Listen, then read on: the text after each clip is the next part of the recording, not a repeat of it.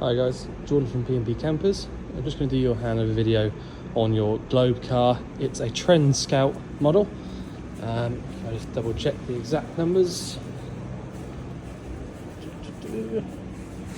Oh, so it's a Trend Scout RD. Right, so we start under the bonnet here. So obviously based on the Ford Transit chassis, so it's a 2012 or late 2012, early 13 model. You can see the paint code and name there, frozen white. So over on the left hand side, we've got your brake fluid attached to the servo behind it. Power steering fluid in this reservoir at the front. Engine oil gets topped up through here. And there should be an engine oil dipstick very nearby to it.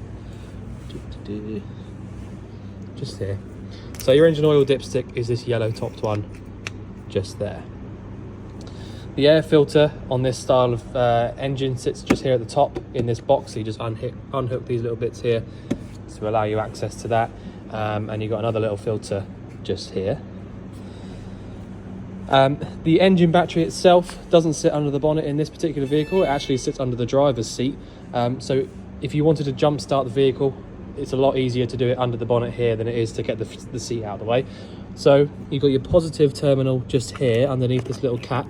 So if I put that back on, you can see how it would normally look. So you can take that off, positive terminal there. And your earthing point, let's see, there should be a factory earthing point. So it says here, earthing point, engine hoist. So that'll be that there. So your standard, you know, the one that Ford recommend is this sort of engine hoist part just here. If you can't get a decent earth off of that, I personally would have another little look around. I can see that there is an earth strap just down there, that sort of silvery looking thing there. So I might go on that. Anything that looks like a decent clean bit of metal, really, to be completely honest, should be okay for that. The last bits, your engine coolant sits up here on the top right. You can see nice and clean there and at the perfect level. And your washer fluid. So that's under the bonnet. Like I said, standard Ford engine.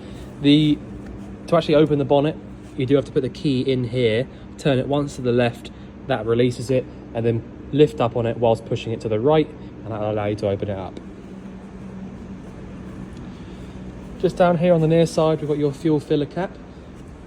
So that needs your ignition key to go in there to fill that up with diesel. Inside the passenger door, the only bits I feel like I need to show you really is that down here underneath the passenger seat is your EBL unit, which is your power supply unit basically. You can probably work out by the name of it, but a power supply unit basically gets sent all of the power from the leisure battery and the mains hookup, and just basically splits it off and sends it where it needs to go via all of the fuses that are in there. So there will be a fuse for pretty much everything electrical inside there. Not that you should need to worry about any of that, but that is where it is, just in case you ever need to. Great big glove box and a bit more storage at the top just here. Right, I'll get around to the cab in a minute to show you a few more bits. The step comes out from this switch just here. Works really nicely. Nice and fast, so there's nothing sort of blocking it or anything in the way. I will just explain this little thing here. So this has been put on aftermarket. I will, you know, that's obvious, but the reason they've done it is so that you don't have to take the sink out in order to get to any of the bits back here. So it is quite common for a tap to start leaking or to, you know, anything at all really. So if you ever needed any access to the tap, it's a hell of a lot easier now that you've got this little bit cut out here. But yeah, I just thought I'd explain that to you. That's why that's been put there by a previous owner. Freshwater inlet point is this one just here. So the actual freshwater inlet is literally, I will point it out to you when we get inside, but the fresh tank inside is literally right here. So it hasn't got to travel very far to get to the tank. The freshwater drain is actually inside the tank as well, which again I will point out to you where that is, but that's that. Hookup point is this one just here. There you go.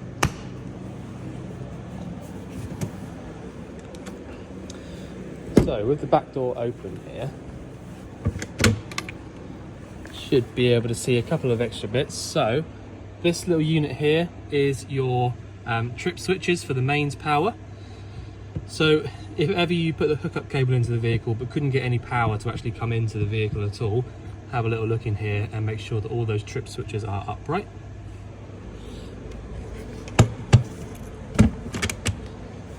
Spare wheel sits underneath this little part just here, so if you pull this out you can get access to your spare wheel. Gas locker. So the gas locker itself can fit two 13 kilo, I think these would take, if you wanted them. If you don't want the 13s, you can just stick to the 6s like this one is here. The only thing I really need to show you is that you go anti-clockwise around to the left to turn the bottle on, and clockwise round to the right to turn it off. You don't have to worry about any of the regulator stuff over here. That's purely just for our testing purposes. And yeah, that's about it really. Make sure that you turn the gas off before you start driving, and ensure that these bottles are quite secure, so they don't, you know, fall around when you're driving and things. But that is it. I'm going to leave them on for a minute, or that on for a minute, because I've got the fridge lit up on gas as we speak. Down underneath the van here, we've got your wastewater drain off point just there, and above that we've got your boiler vent. So now you can't really see it, it's quite dark here, but it does say Truma on it, which is the make of the boiler system. It's a combi boiler, which means it works the heating and the hot water from the same system. These two vents just here are for your fridge. So I've got the fridge lit up on gas at the moment, and I can feel a little bit of warm air coming out through the top right hand side of this vent. Not very much, because it's the different style vent here, but that is one way of just checking that it's definitely working. But the main way to check is where, you know, how I'll show you on the inside. Next locker along is your toilet cassette locker. Now you've got a fresh water flush on this toilet system, which means you haven't got to worry about any separate flush fluid up here. As long as you've got some water in the fresh tank, you'll be able to flush the toilet. Pull that back a bit. So, I'll show you what I just did. Lift up on here, and that allows you to pull the cassette out. Once you've got the cassette out, all you need to know really is you empty it out from here. So you twist this round and empty it out from here. When you are emptying it out, you need to hold down the little yellow button there. And that is it really. That is all you have to do. Once you have emptied it, your blue fluid goes back in here. Give it a little swish around, but that's where the blue fluid goes, inside the actual cassette. So in the cab, these Transits do tend to have quite a lot of storage space. So you've got these two on both sides. You've got one of these, which is quite nice. So it's a 6-speed manual gearbox, which makes a lot of difference, you know, when you're doing lots of motorway driving and things like that. You've got the electric adjusting mirrors from here, so you can adjust those just from that little part there. The cruise control is all from the steering wheel here, so you've got on and off, resume, set your speeds, things like that. So that's all of that on there. You've also got, because you've got the standard factory fitted head unit there, you have got the little stalk here, which means that you can control it from basically from your steering wheel again, which I think is quite a nice little feature. So you've got CD, aux, lots of bits on there really, because it's quite a new van. It's got lots of extras sort of as standard. You've got the heated windscreen from this switch just here, and the hazard lights just there. All of your heater controls just there as well. Not much else really. I think that's about it, to be honest, in the cab. Your lights turn on and off from here. and you got your electric windows from there. So, right, so I'll turn around now and get into the back. Can just about squeeze through there. Okay, so straight above your head when you walk in, if I switch this light on so we can see, as soon as you walk in, we've got your GlobeCar branded control panel. So the control panel is very, very simple. There's not really much on it to even talk to you about, to be fair. All you've got is an on and off switch, so that turns your 12-volt power on and off. Battery level indicator, so if I press up, it shows us the engine battery voltage, 12.2, so that's fine. And if I press down, it'll show us the leisure battery voltage, so that's the same. So that's absolutely fine. There's no hookup cable charging the engine battery or the leisure battery up at the moment, so you know, I don't expect there to be any more than 12.5 volts in there at all. And the other one is your fresh and wastewater levels. So if I press up for fresh, we've got 25%. Down for waste, it's empty. And that is honestly it. That's all you need to know for the control panel.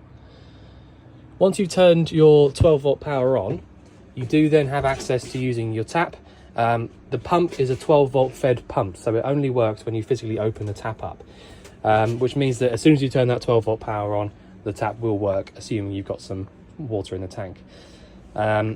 So the first thing you need to do, if you want to use the boiler and heat the water up, the first thing you need to do is two things. Make sure that you've got some water in the tank by checking up there like I showed you, and then you need to pull the tap all the way up to the top, to the hot side, and just make sure that the water comes through like it is now. So if I just explain that quickly, so when the water comes through like that on the hot side, it means that the boiler is full of water. And the reason that it means that definitely is that if the boiler wasn't full of water, it would have to fill it up first before any water would get to the hot side of that tap. Okay, because it's kind of like first in line. So doing that makes sure that you know that the boiler's full. If the boiler was empty or it didn't have enough water in it, all that you would get coming out of that tap on the hot side there would be air. So that's one way of just double checking that the boiler's definitely full up. If you want to drain the boiler out, you have to come into this cupboard just here. Now if I just get something to open it up, there you go. So this locker down here, or this offside settee seat, oh actually that's quite a good idea. So it would actually come down on that. Right, anyway. So this is your boiler down here. So this is the newest style boiler to a lot of these vehicles. So the actual drain off point is this little bit down here with the blue part on top. So it's an automatic dropout valve is what it is. So when the temperature gets down towards kind of like, well, towards, you know, minus temperatures, 0 degrees, that kind of number, if it gets to that temperature inside the vehicle, the boiler will drop out the water from it automatically to save it from freezing up inside and cracking all the pipes. So it's a little bit awkward of a position to show you it, but the way that it actually physically works is what would happen is it would get down to the temperature and think, right, I need to empty that out now. And what it would do is it would twist this top part here 90 degrees so it's running that way. When that happens, you'll get a little blue button poke out at the bottom of it. And that little blue button poking out at the bottom of it means that the water is draining out onto the floor. So in order to get that to close back up again, you need to turn the dial back to the position where it is now and then push the little blue button in. Once you've done that, when you pull the tap up just there, the water will fill this up without pouring it out onto the floor. All right, so I hope that makes sense. This locker just here as well, when you take this little piece of wood out, gives you really nice access to your leisure battery here. So that's what that is just there. Okay. The battery, by the way, looks quite new to me, so that is always a good thing. Right.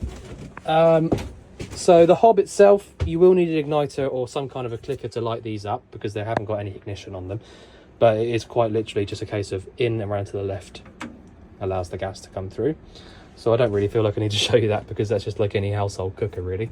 But that's there, all working. The thermocouples work on that, meaning that you can't fill this fan up with unburnt gas, basically. I'll just sit down here. I'll show you in a minute. So, just here on the left-hand side, underneath the sink here, we've got your Truma Combi dial.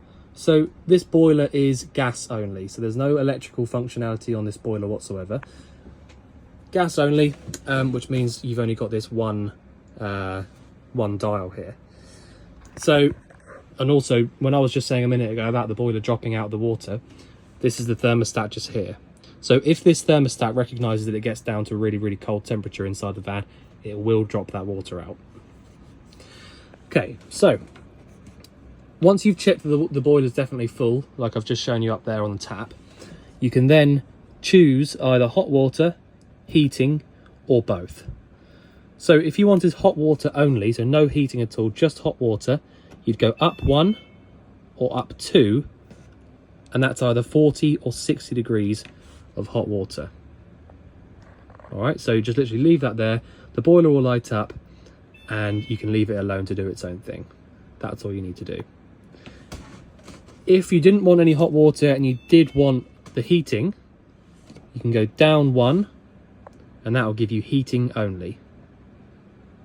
Okay, when you're down 1 like that, like I said, heating only, so you get absolutely no hot water at all. If the boiler is full of water, the water will get a little bit warm when you've got it on heating only for a little while, but you know, not sort of like 40 degrees or anything like that. If you go down 1 more to the very bottom, that'll give you heating and hot water at 60 degrees. All right, so that is how that boiler control works. The dial in the middle that says 1 to 5 is basically just how quickly do you want it to work, essentially, and that's mainly to do with the heating. So that is that. So I will turn that off for now. That has just lit up actually, but I'll tell you what I'll do. I'll leave it up on heating, on hot water only, just for a minute, just to get that water hot whilst we're doing the video. Right, I'll just turn around that. Oh, and by the way, these 2 little vents just here are the 2 vents that the heating will come out of. There's another one just there. There probably will be one in the bathroom as well. So the fridge, it's a proper 3-way fridge. It's a Dometic and it's got the electronic ignition. So if I just open it up so we can see, it's not got that one. Okay, so if you want to light this fridge up on gas, I mean, I've already got it lit up on gas here, so all I'm going to do now is just show you how to turn it off so you can see what will happen. So if I turn the gas off, straight away you'll see the igniter starts to flash. Now that igniter, if that igniter is on the on position where it is now and it's flashing like it is now, it means that there is absolutely no flame at the back of that fridge. Okay, so the reason there's no flame is because I've turned the gas dial here to the off position. So now that this ignition is flashing at us and clicking at the back, I can push it in and turn it round to the left. So just leave it a minute to light up.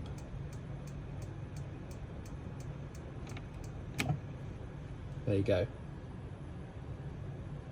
So I'm still holding this, I'm just going to let it go now. So my gas dial here is now up on a gas flame symbol and the ignition is on. The ignition's on, but it's not flashing, so I know for a fact there's a flame at the back of that fridge. Okay, so that's how you light it up on gas. The gas will take about 2 or 3 hours to cool this fridge down. The slightly bigger versions do take a little bit longer, but this one's quite small, so it will take about 2 hours to actually get cold. The other 2 ways of getting the fridge cold, well, there's only one other way of getting the fridge cold, sorry, which is this mains switch here. So the green one is for if you've got the hookup cable plugged in. You basically just press that button on just there, and that'll cool your fridge down via the mains element.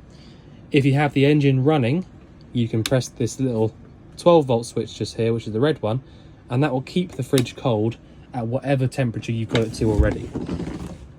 So if I just explain that to you, so either the gas or the mains electric to get the fridge cold in the first place. So if you were going to go on holiday tomorrow morning, I might recommend switching it on the mains or the gas the night before you go away, leaving it on all night with all your stuff inside of it, so that when you come to the van in the next morning, everything will be cold inside of it, and all you have to do is switch over to 12 volt here for whilst you're driving, and then switch back to one of the other two when you get to wherever you're going. And you know, that's just kind of the way that you have to use it, because the 12 volt element in the back of it isn't really powerful enough to get the fridge cold by itself. You do have to pre-cool it either with one of the other two. So I'll turn the gas off for now, and that's how you use the fridge. Next to the fridge, we've got some gas isolator taps. So the top one there's for your boiler, fridge, and the 2-burner hob. So just turning those 90 degrees will isolate any gas that's going to them. Loads of storage down here in the double skin section of the vehicle. So this part of the back here, on the side here, sorry, not the back. So let me just hold that up quickly with a cushion. So under here, we've got various bits and pieces that a previous owner has left. So we've got lots of, I think that's a windscreen cover. The original carpets are in there, so if you did want to put the carpets back down again, you can do. And this is your freshwater tank. So in order to actually fill the tank up, as I showed you outside, you've got the point on the outside there. Or if you find it easier, you can come in here and physically take the cap off and fill it up that way. It's completely up to you. The drain is that over there, I believe, if I can see that properly. Yep. So that little blue bit down there is a little bung, and when you pull that bung out, all the water that's inside of it will just drain out onto the floor. So that's the way that you drain out the fresh tank. It's the same on a lot of these kind of German vehicles. I'll just close that up. The pump itself, like I said to you, it's a 12 volt running pump, which means it's a submersible pump. Submersible meaning it physically sits inside the water in the tank. To get that out, you just undo this cap here and the entire thing will just pull out. So that's how easy it is to replace. You just literally cut into this wire, splice it, and that's it. That's all you have to do. So yeah, this is where the inlet point is, just there, and where it goes onto the tank. So like I said, there's absolutely really short amount of distance to actually travel, which makes a big difference to how easy it is to fill up, because quite a lot of the time you'll find that it starts spilling out of the inlet point because they've got such a long way to travel to the actual tank. So it is nice having that there like that. What else have we got? What else can I show you? So in this cupboard here, we've got your tilt and turn aerial, as well as your booster as well. So you've got the power for that just there, all working. So if you wanted to use that, you can do. Paperwork for the vehicle is just in there. The TV is all fitted up there, so if you wanted to use that, you can do. It's all completely fitted. Bathroom is probably the last bit to show you, to be honest. So the toilet is probably the main bit that I need to show you, to be fair, just in case you haven't used one of these ones before, but still very simple. To actually flush the toilet, you've got the blue button at the back here. So if I press that down, flush fluid pumps around the actual bowl there. You can then drain it out into the cassette by pulling the little grey handle towards you and then pushing it back. And that will have drained out all the water that's inside of it into the cassette. You've got your tap just there, which works with this little button. So that is about it, really. There's not really much else to show, I don't think. I'll turn the light off. Okay, so I'll put all this back together now. Switch your gas off so that when you come to collect the vehicle, the gas will be switched off. Yeah, so I think I've covered everything. If there's anything you think I've missed out or anything you'd like going through again, just let us know. But otherwise, we look forward to seeing you soon to collect your van. Thanks very much.